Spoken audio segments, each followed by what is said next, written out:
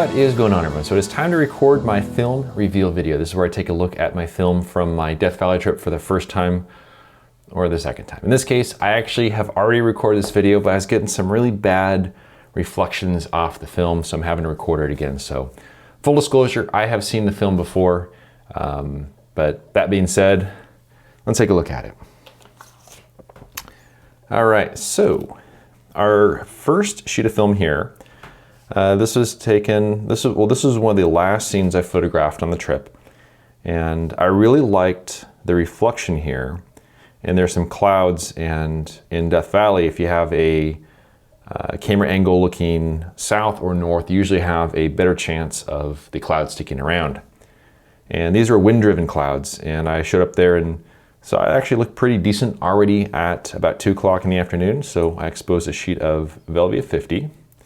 And this one turned out pretty decent, though I will say, since I've already seen the film, that the light got better as the evening progressed.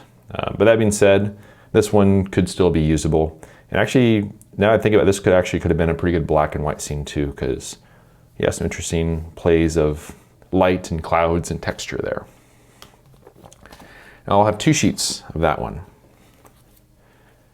This is a subject that you saw me photograph in episode 1.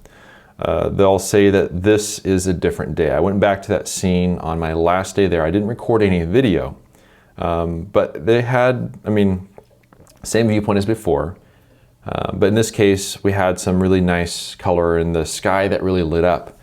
And even though that's the sort of moments, or those are the sort of moments that we really strive for as photographers, when you have this really beautiful light and the clouds light up, sometimes it can be a bit much. Now this one's fine. This one, there's just a hint of color there, which is nice, a hint of color up there. My exposure is a little darker than I would like. This is on Provia. With my spot meter, I was metering these rocks at -1.5, but they feel a little darker than that. My only thought is that maybe my grad filter, which I was using for this, was affecting the lower area a little bit as well. It's really tricky to place a grad filter on a large format lens because it really softens the effect of it. It's really hard to see where it is. This could be drum scan, and I can get the information out of there if I needed to. But I will say that I do wish this was a little bit brighter. But I also know that I have a better exposure of this scene as well. So there's that one. Next up, so this is that same scene, but this is just a little bit before that light hit. So this is also on Provia. And if you look at the comparison here, you'll see that you have a little bit warmer light here, which I do like better than this. This area here looks a little bit off to me. My exposure is actually very good for the sky. I do think my grad filter was maybe affecting the foreground a little bit. If I were to drum scan this, I could probably get that information out of there. Also on Provia, you end up having a rather, it goes a bit cyan in the dark areas. And so that's something that would also have to be fixed a little bit when scanning it. But it was so nice that evening. It's so nice and calm. And just being out there and not worrying about the video was quite nice. This is that same evening. Now the reason I can tell is I know that my composition is a little bit different between when you saw me shoot these on video, or I should say of this scene, not these exact photos. The composition is a little bit different in my 2 attempts. And it has to do with the spacing between this rock and the base. And my exposure is a little dark on this one. I do wish my exposure was better because I really like the way that Velvia is quite neutral in the shadows. It scans really nice. And again, I wonder if it's because of the grad filter placement was not ideal and is affecting these. Because this, according to my meter, I should have had better detail in those rocks there. And that's definitely rather dark. The sky is pretty decent on that one though.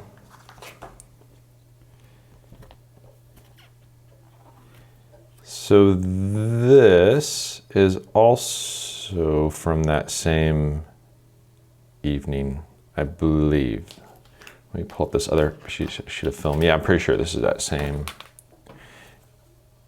Yeah, if I just look at the alignment of those rocks down there, this is that same day.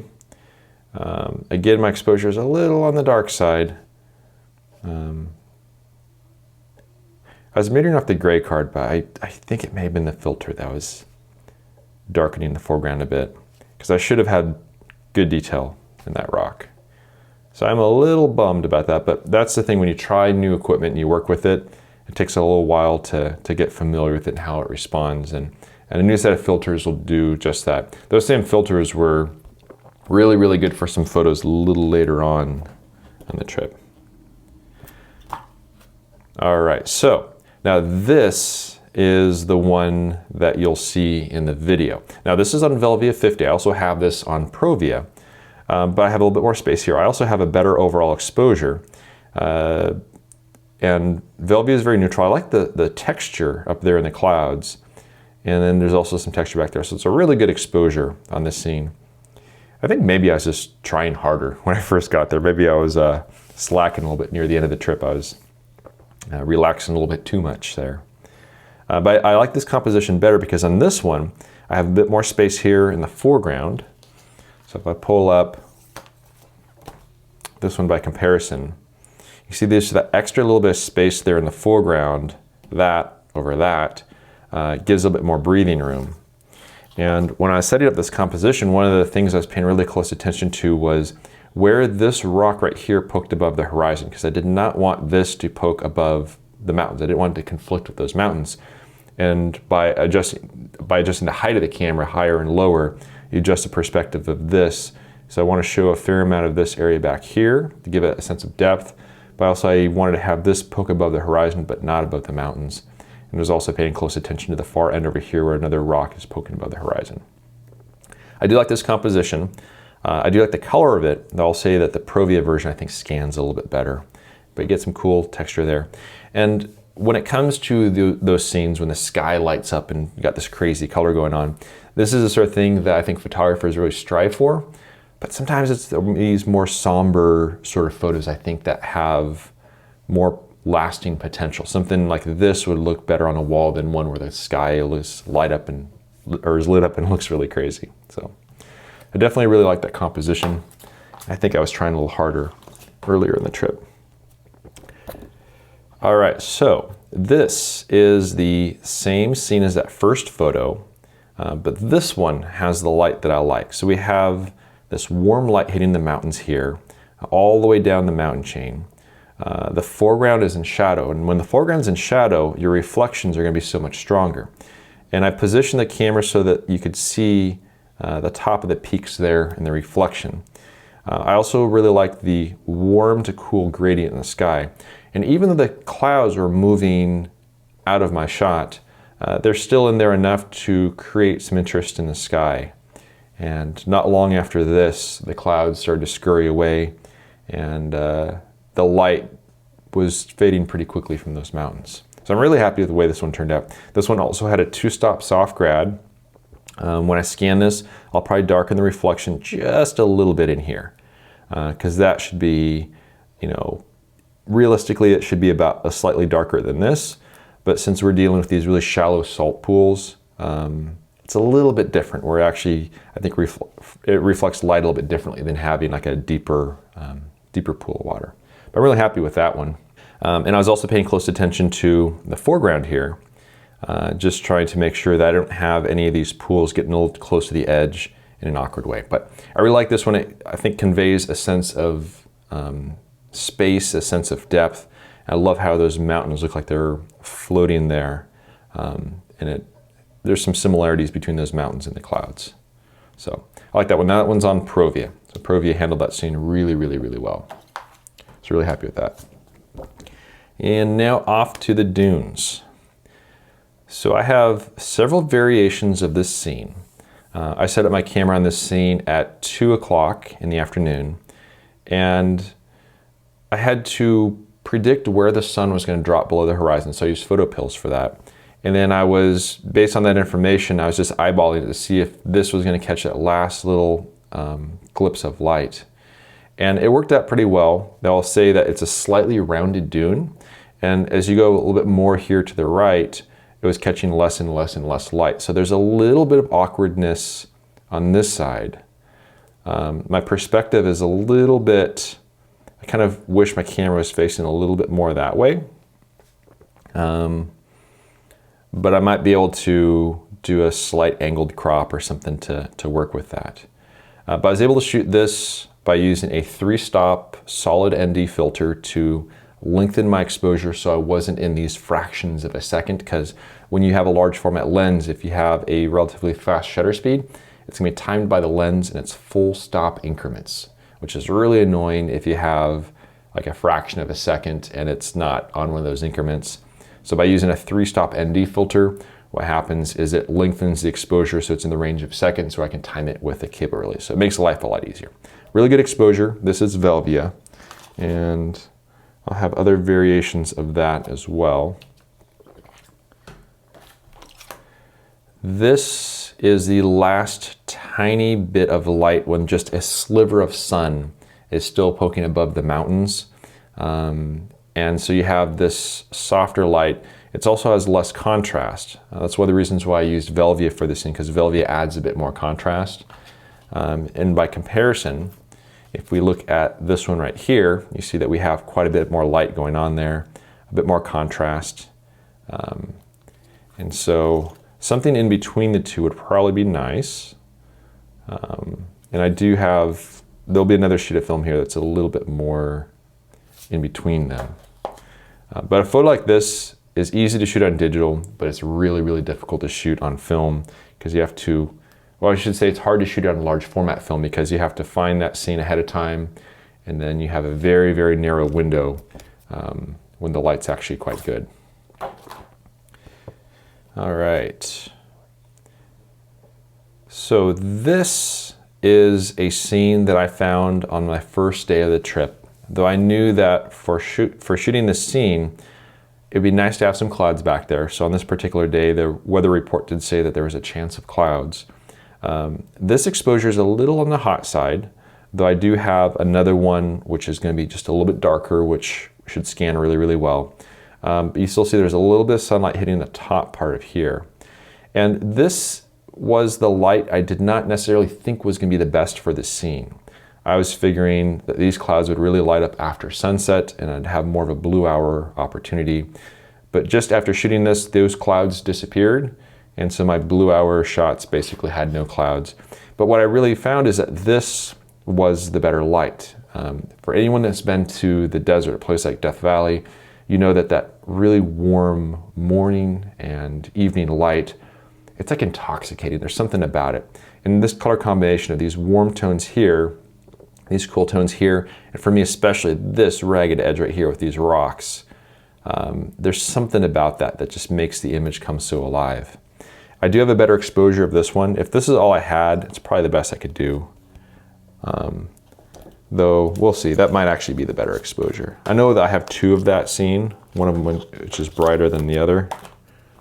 Let's see how this one compares. Yeah, so this one's better. So that's the original one. And then here. What had happened is after shooting this sheet of film, I metered the scene again. And I found I was just a little too bright. And so I immediately exposed another sheet of film. So this one is just moments apart from the first one, but I just went with a little bit of a darker exposure because I was metering this area here and taking into consideration that I had a 2-stop soft grad filter. And you can see the 2-stop soft grad is affecting this general area here. So when I scan this, I'm gonna have to brighten up this area just a little bit, but I got all the detail I need there. That looks pretty darn good there. Yeah. Man, there's something about the experience of looking at slide film with a loop that just makes it look so real. Very, very sharp. On some of these scenes, I had a small umbrella with me and I was just using it to block the wind. I'll need to darken down this area a little bit, this area a little bit, lighten that a little bit, just to make it a little bit more uniform because of the grad filter. But without the grad filter, this would be basically pure white up on the top. So this is a scene where the grad filter was really good, and a soft edge grad is really nice because it allows me to work with that after the fact. This is Provia, really natural color. I might reduce a little bit. There's a slight cyan cast to the foreground, so I might boost the reds just a hair, just to help with that. So here's that same scene. This is more of a twilight kind of blue hour exposure. And the clouds, they were there, they lit up a little bit, but they were mostly more off to the left, not in the composition. And you can see how this one, I mean, it's a decent exposure. It's a hair dark, it's a decent exposure. But this one is just so much more alive. And you get this warm, cool contrast. I love that warm, cool color contrast. But I learn something every time I shoot these sequences, and sometimes I'll think maybe one of them would be better, but it's the other ones. So that's Provia. I have another variation of that as well. So you'll see on this one, we have a really interesting color on this one. So it did look like this to the eye. There was this really strong magenta cast because I believe there's some clouds off to the west that were catching a little bit of light. And it's a really nice quality of light, but I think what this composition needed was something to be dominant, because you have these competing areas here. So you have these competing shapes, and by making that mountain really dominant in that first one I showed you with the clouds in the background, it puts a little more emphasis there, and again makes that ridge right there look extra nice and special.